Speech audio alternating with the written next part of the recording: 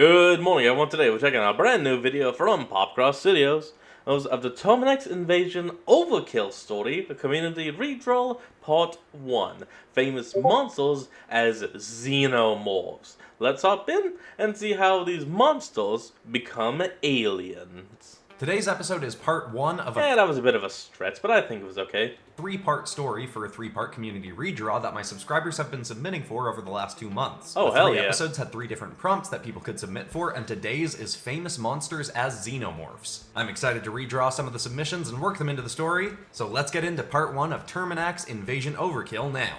Let's go! Oh yeah. Hit like if you want. Subscribe if you feel like it. By the way, enjoy the show. Aviva Orvad awoke in her new apartment, which was nearly a fifth the size of the room she'd had back home. It was early, she was groggy, and the flashing lights of Certain City beamed in through her ineffective blinds. The breakfast she threw together for herself was little That was Slifer. I just saw it. That was a Slifer. more than a few pieces of fruit and a sustenance bar. Back home, she'd have a hearty meal of various exotic meats waiting for her, and likely see her brother Gorlin already on his second serving. On the outside, it seemed like Aviva's life had taken a nosedive since she told her family. Okay, so the first one we're dealing with is Nador. Oh, so it's the dragon from How to Train Your Dragon. She was going to stop being a huntsman, and they'd excommunicated her for it. Deadly Nador, thank you. I couldn't remember the full name. But in truth, she'd never been happier. That was largely because, for once, she was headed off to a job she actually cared about. Aviva got herself dressed in her preservation trainee uniform and got herself to the interplanetary shuttle an hour earlier than she needed to. She knew she'd just be sitting in her apartment waiting anyway, so she may as well get through security early. As usual, she had to go through a few extra steps than most people, due to her augmentations. She popped the retractable blades out of her forearms and allowed 2 guards to scan them, prior to putting inhibitors on them that would keep her from activating them during the flight. Depending on what planet you are flying to, the security may not care to take this step, but Ishkonigan Major had far more precautions in place for who could travel there and under what circumstances. I mean, after all, Ishkonigan Major is literally a planet reservation and sanctuary. That's the one I'm looking for. For all artificially made xenomorphs. The planet even had a sphere around its atmosphere that would take power away from any ship, suit, or weapon that tried to get close to the planet, unless it was a registered vehicle. Aviva didn't recognize the guard who brought over the inhibitor bands for the others to put on her. He had massive bat-like ears and a visor covering his eyes that she bet he couldn't see through. He gave her chills as he got close, but she tried to conceal it. He looked like the kind of guy her family would hire as a bounty hunter. She knew she should let thoughts like that go, though. The Ishkonians were giving her a chance despite her being an Orvad, so she shouldn't judge other people based on how they looked. She was still considering getting the augments. I mean, you can, of course, still take notes of how people look. Just take notes. Removed at some point in the future. They still felt like a violent relic of her old life as the granddaughter of the notorious poacher gang leader Kessler Orvad. It'd be expensive to get them out, and her family had completely cut her off from their criminal empire fortunes, but the Ishkonians paid their preservation employees incredibly well once they passed the training period. Aviva was a bit worried about making it through, but... Well, if you do get them removed, do you plan on replacing them with anything? I mean, if your new job is working with these xenomorphs and caring for them, then it probably would be good to get something that would help with, like, applying a medicine in a way. Or something to that degree. And if not, choice is yours. They had accepted her as a trainee, despite her being fully honest about who she was. So at least her past didn't seem to have any effect on her ability to work at the Ishkonigan Major Nature Preservation. Or at least it had briefly seemed that way. After getting through security, Aviva's comm disc started buzzing in her pocket. She pulled it out and saw the face on the screen was the only member of her family that she still spoke to, Gorlin. Her heart started pounding. She felt bad that he had that effect on her, but seeing her brother's face often brought on gut-wrenching flashbacks to the night when Aviva had decided that she was going to leave her old life behind. That aspect of it was positive, but Aviva and Gorlin had both nearly been torn to shreds that night by a beast called the Keto Vadis. This was a fear she'd likely have to get over eventually, as that very creature now resided on Ishkonigan Major, and the man who'd trapped her and her brother in a ship with it even worked for the Ishkonians. though he was at least a tracker working off-world. Aviva had no interest in running into him or the Ketovadis anytime in the near future. Aviva popped in some earbuds. "Hey, Gore, wishing me luck on my first day?" She could see his face on the disc, and he seemed uncharacteristically anxious, glancing back behind him to see if anyone was nearby. He was clearly back in their family home, which was also odd. He never called her from there anymore. He spoke quietly. "Evivaria, I gotta make this quick." This had to be serious. He never called her by her full name. Only her parents and grandpa did, and even then, it was usually only when they were mad at her. Yeah, I got a If you're on Ishkonigan Major this week, you need to be really, really careful. She got up and moved to a corner of the shuttle terminal where there were fewer people around her. "What are you talking about? Is Gramps actually thinking of attacking Ishkonigan Major? Their security is nuts. He'd never get any poachers through their outer ring." "Yeah, well, Gramps has been talking about this for a few weeks now, but I didn't bother telling you because I thought he'd never be crazy enough to do it, no matter how mad he was about us failing to steal the Ketovadis from Terminax. But he was Hey man, I'd be like, screw the damn creed, so I'm glad my grandkids are alive. talking at breakfast. No, of course not. Bastard. Evivaria, he hired Hane Overos to break in and steal it. Aviva Hane paused, Overos? waiting for Gorlin to laugh and say that he was messing with her. When he didn't, Aviva simply said, "No, he didn't."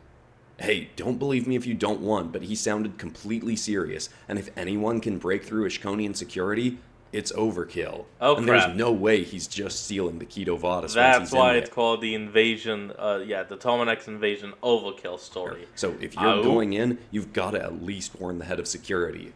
The more it sunk in that he was serious, the more scared Aviva became.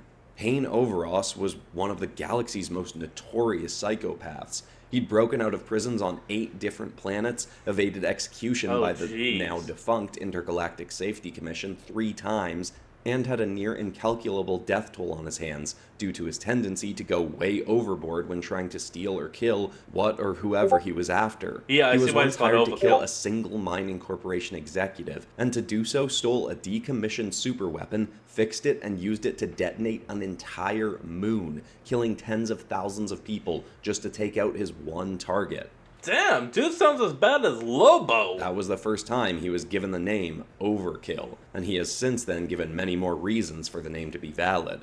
Before Aviva could say anything else, she heard her father calling to her brother in the background. Gorlin quickly whispered, "Warn security, don't trust anyone else to do it. He may already have someone on the inside or have hacked communications." Oh, probably. He quickly hung up. He'd sounded surprisingly paranoid for Gorlin, but no amount of paranoia was enough if Overkill was really coming. Regardless of whether he could crack Ishkonian security measures, he was definitely going to make some kind of trouble. There's going to be Aviva some wasn't impact, going to let him threaten her new life. While she was waiting for the shuttle, she pulled up her holomap of the planet and looked for the head security building.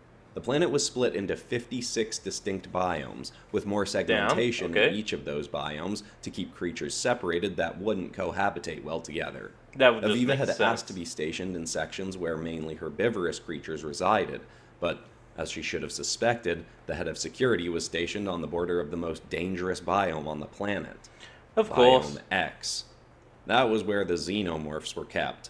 Those things creeped her out almost as much as the Ketovadis. Both were relentless killing machines that hunted for sport and killed just for the fun of it. Oh, yeah. They reminded her too much of her own family. But she knew that if there was a risk of Overkill hacking the communications devices on world, she should deliver this information in person. Oh, yeah. She already had chills thinking about what creatures she may have to see on her way there. I mean, thankfully, at least they're going to be inside their own habitats and containment, so you shouldn't have to worry about, oh, look at that alternate color.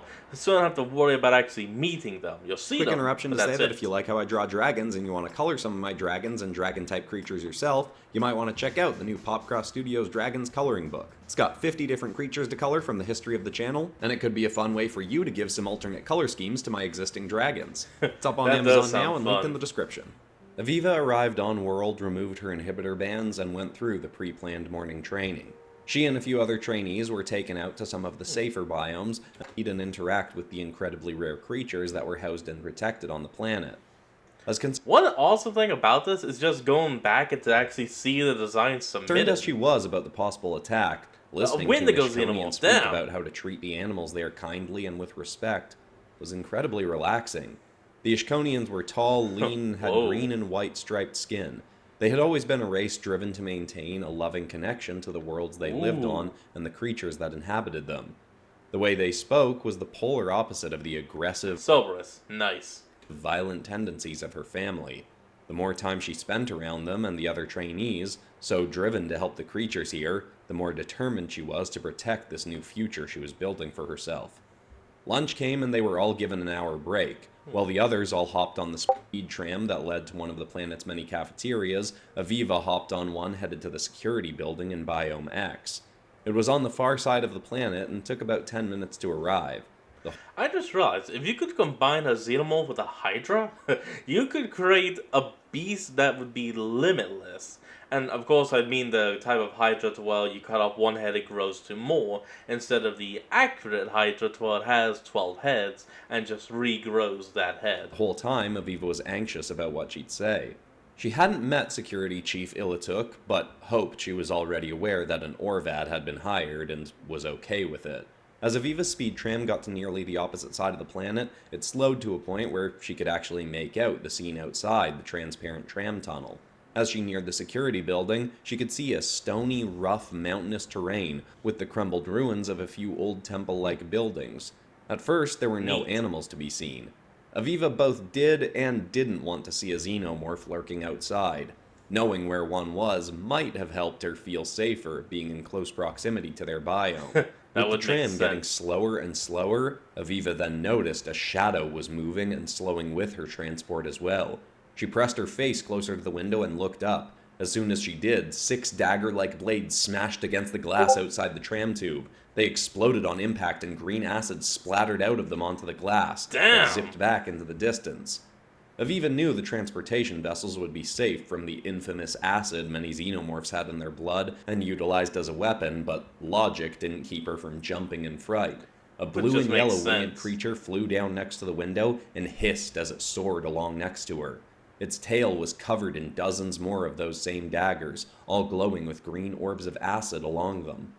So that's a nanomorph, and now a submorph. Aviva grew more and more uncomfortable as the tram Trimorph is what I'm going to call it, because that actually feels a bit better than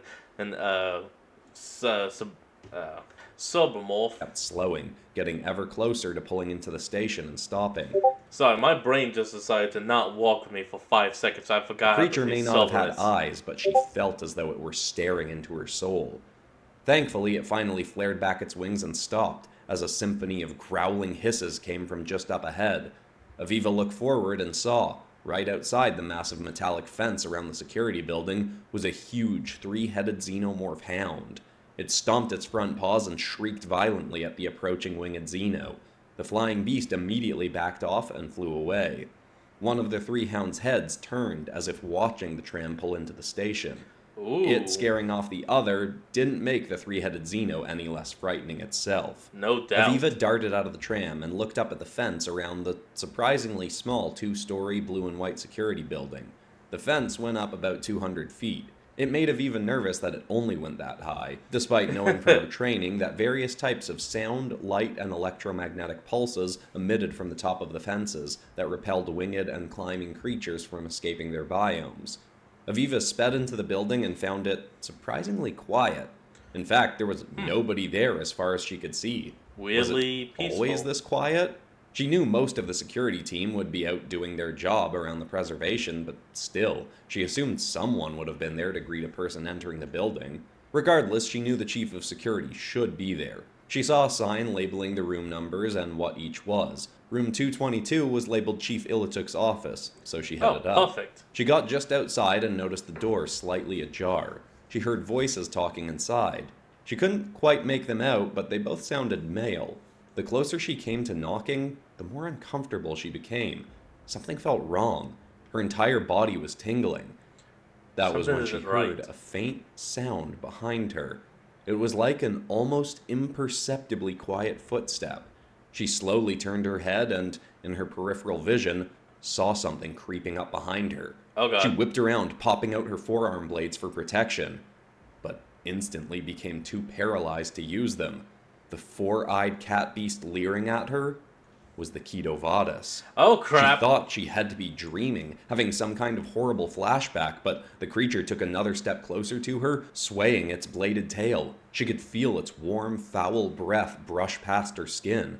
A flashing memory of the beast's tail piercing through the stomach of a fellow huntsman stung in Aviva's mind, and she fell back to the ground, muttering, trying to scream for help. How could this be real? How is this thing not in containment? It kept just silently clawing its way closer to her, making her more and more terrified about when it would strike. It's surprisingly not calling out, so that does mean it's not hunting. It's more like prowling, I guess, but then again, it's already been spotted. Vada, heal! Goes. A voice suddenly bellowed from the doorway. The creature instantly took a step back and ducked its head. Aviva looked up from the ground to see the voice's source, and found it to be nearly as disturbing and familiar a sight. Bustal? Sorry about that. Azimuth and I should have heard the tram come in. Reaching a large pawed hand down towards Aviva was Bustar Terminax. Yeah! The very man she and her brother had tried to steal the Ketovadis from. She stared at him in fear, but... Oh, so, I'm sorry, did he say Azimuth? He seemed like he didn't even know her. Vada's been ordered not to hurt anyone, but still, you might want to pop those things away. He might take them as a challenge. Aviva glanced at her blades. She was almost too afraid to retract them, but trusted that having them out was more dangerous Sorry, than but hiding Mr. them. Bustal. She popped them back into her Terminax. forearms and took the firm paw as it pulled her up. He glanced at her uniform. Trainee, huh? What are you doing out at security? Shouldn't you be on your lunch break or something? Her heart was still racing as she said, I wanted to talk to Chief Ilituk about a possible security threat. She called in sick last minute, so I'm filling in. Name's Bustar. Oh, You? okay. She paused a beat. He really didn't recognize her. It had been course dark not. and rainy that night, but still, it seemed strange. She said, Aviva. She very deliberately left out her last name. Even if he didn't remember her, he hated the Orvad huntsman enough to recognize that name when he heard it. Oh, yeah. He nodded her into the room. She followed behind him to see a surprisingly short Ishkonian with large round green goggles standing next to a massive row of security monitors. That's why it's called Azimuth, duh. Oh, short, gray, big green goggles. On the desk next to him was a near-transparent carrying cage, about half her size. Inside that was a creature that almost looked like a small pink and purple version of the Ketovadis. Aviva hated the idea of there being another one of those things. Aviva stared at it, then jumped as the full-size Ketovadis snarled at her from behind. Vada, chill out. Quit scaring the newbie. The massive cat looked Aviva up and down as it passed by her, getting between her and the cage. Whether Bustar did or not, this creature certainly seemed to remember her.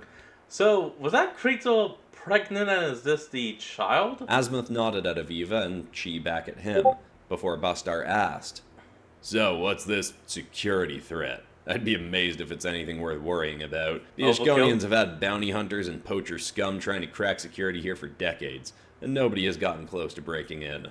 Aviva kept her eyes on the Ketovadis, thinking at any second it might just lunge at her. It seemed to be listening to Bustar, but if he realized who she was there a chance he'd just let it attack her?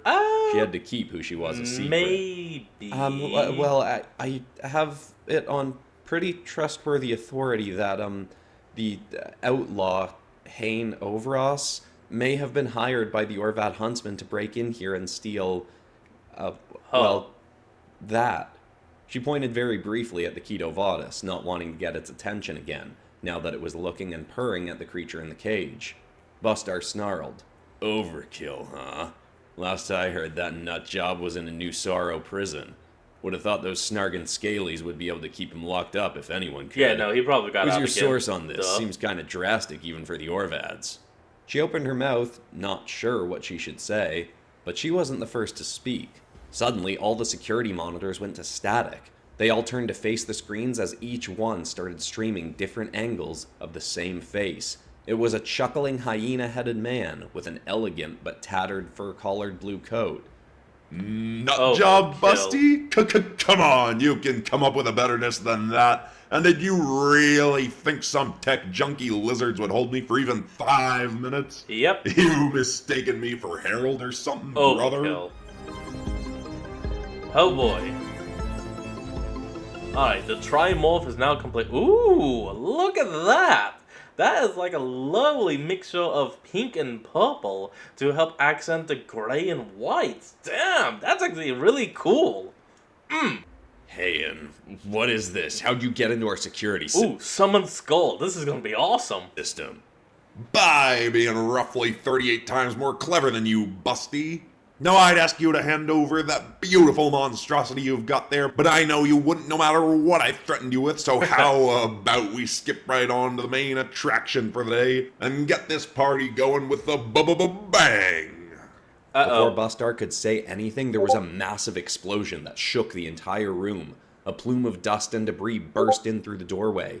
Aviva nearly fell over, but Bustar remained on his feet. Summon Skull, electrical fiend. Nice. And whistled while running out of the office. The Ketovadis leapt after him. Aviva stumbled up behind him. Past him, she could see the whole front wall of the security building had been destroyed. Worse still, the cage wall to Biome X had a massive hole in it too. Ah crap! Through the clearing debris, in stomped the three-headed xenomorph, looking at the caved-in wall and shrieking furiously. Bustar nodded with some assurance. Alright, the Serbomorph is mad, but that's good. Damn it, it is called a Silvermorph. It's instinctively gonna guard that hole in the gate with its life, but Overkill interrupted. It's gonna instinctively guard the gate, duh. But it's not the finest fiend you've got locked up in there by a long shot, is it, brother? Try to live long enough for me and my crew to get on world. My employers wanted to make sure I made your death extra painful. And I was already leaning that way anyway. By the by, give a big thank you everyone for the help provided to us by little Miss Aviva Orvad. Aviva's heart went I didn't give any help to stopping altogether. Bustar whipped around and stared at her. She stammered. I didn't help him. I swear, I was coming to warn you. Before he could say anything to her, the screens cut back to various other biomes of the park. Just as more missiles were breaking through the atmosphere and exploding massive craters in the world, sending terrified, panicking animals scrambling away for their lives. Bustar snarled. I'm gonna tear him to pieces. Azimuth! The tram looks busted, but we can still use the tunnels. We need to get back to your office and boot up the prototype. We're fast-tracking the trial run. Wait, I prototype? know I can take Hayen without it. Omnitrix? I'm not taking any chances. And you... He pointed at Aviva. She just froze. She knew she'd never do anything to help a maniac like Overkill, especially not now that she'd turned her life around, but Bustar had no reason to believe that. She considered just running, but where could she go? Yeah, she suddenly heard a shriek from outside and saw black and green darts shooting past the Serbomorph. A dozen of them struck it, and acid burst across its flesh. The acid didn't seem to harm it, but many of the daggers pierced through its exoskeleton. It was the as the same blue and yellow draconic xenomorph she'd seen before soared through a swell of dust towards the building. Luckily, the Serbomorph leapt into the air and snatched the flying Xeno's wing in one of its jaws, tearing it down to the ground.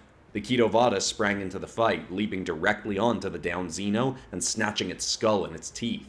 It chomped hard enough to make the creature's own acidic blood burst out.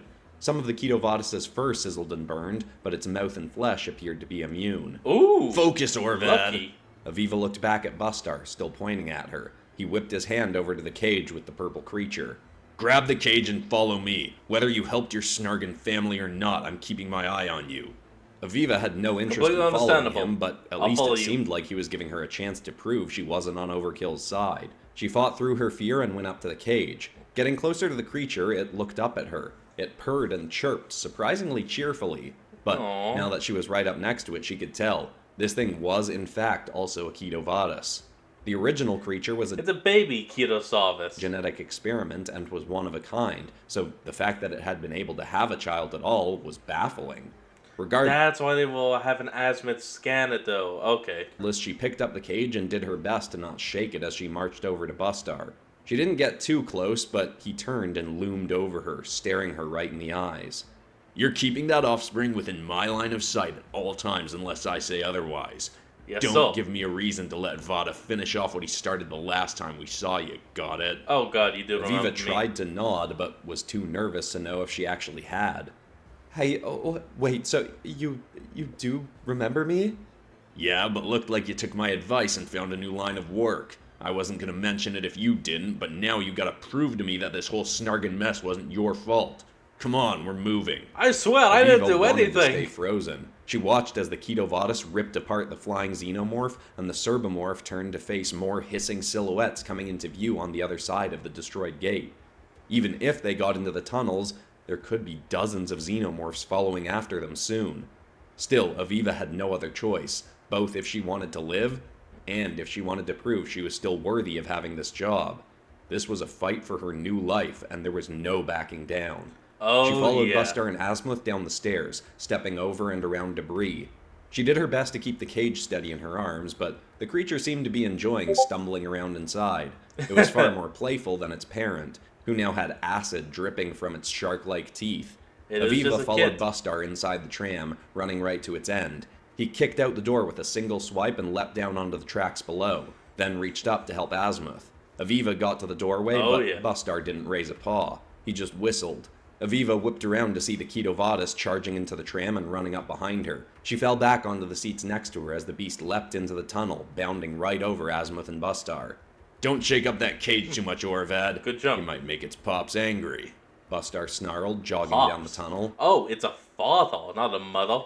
Aviva sat up and stepped towards the doorway once more. The creature had stumbled over in its cage, but again seemed to be enjoying itself. She sat on the tram's doorway ledge and eased herself down onto the tracks. She started running after Bustar as fast as she could, but slowed as a massive roar bellowed across Biome X.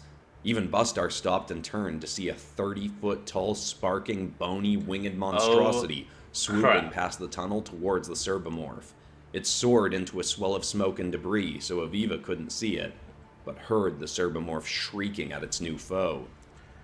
So what would you call this? The skull morph? Oh, perfect. Move it now! Even Vada might not be able to handle the Skull Xenofiend in a fight. Skull Xenofiend. Okay. Now that name I can actually definitely respect. This new Xenomorph was frightening, but the Serbomorph was big and burly too. Aviva hoped it could at least keep that monstrosity distracted for a while, but then she heard the tram behind her being shredded like steel tissue. Oh yeah, She turned to see the Serbomorph had been hurled onto it. It was sparking and twitching and struggling to get up. A skeletal foot stomped onto its chest, pinning it down. Aviva forced herself to turn and run, knowing there was nothing else she could do. She didn't want that thing getting anywhere near her, but was also scared of what kind of crew Overkill had brought to help him on this mission. She had a bad feeling that's impressive she was enough. going to find out soon. Why did I have a feeling the crew is actually going to end up being all family? Like, definitely her brother. Ooh, look at that! And, okay, hold on. I actually know what the alternative color is based on. And if I remember correctly, I believe this is based off the Summon Skull and Black Eyes Dragon, the Red Eyes Black Dragon's fusion, and the Red Eyes Skull Dragon.